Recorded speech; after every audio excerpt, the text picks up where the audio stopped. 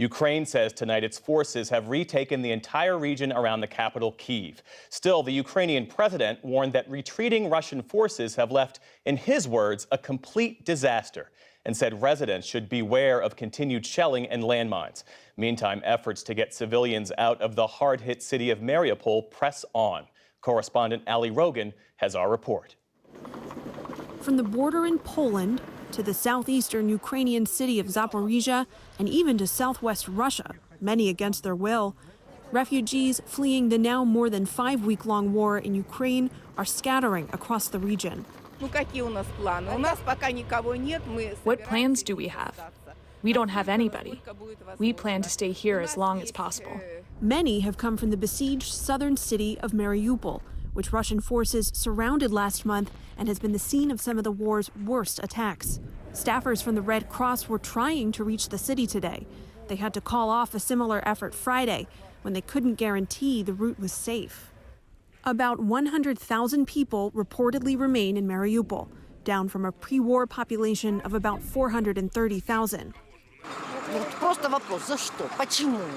I have only one question. Why? We only lived as normal people, and our normal life was destroyed. We lost everything. I don't have a job, and I can't find my son. Meanwhile, negotiators expressed optimism following this week's peace talks. One Ukrainian official reportedly said there's been enough progress to warrant a meeting between Ukrainian President Volodymyr Zelensky and Russian President Vladimir Putin.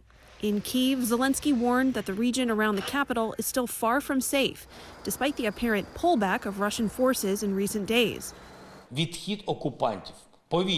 Occupiers are retreating in the north of our country, slowly but noticeably. After their withdrawal, the situation is catastrophic, and there is so much danger. They are mining the entire territory, houses, hardware, even the bodies of those killed. There are so many tripwires and other dangers. It's still not possible to return to normal life. In an interview on Fox News, Zelensky repeated his plea for heavy weaponry. We don't want a million of quality bulletproof vests or some special brand helmets. Just give us missiles. Give us airplanes. The Pentagon did announce it's providing another $300 million in military equipment, including laser-guided rocket systems, drones, and armored vehicles. And according to the New York Times, the U.S. will work with allies to send Soviet-made tanks to Ukraine, the first such transfer in the war. For the PBS NewsHour, I'm Ali Rogan.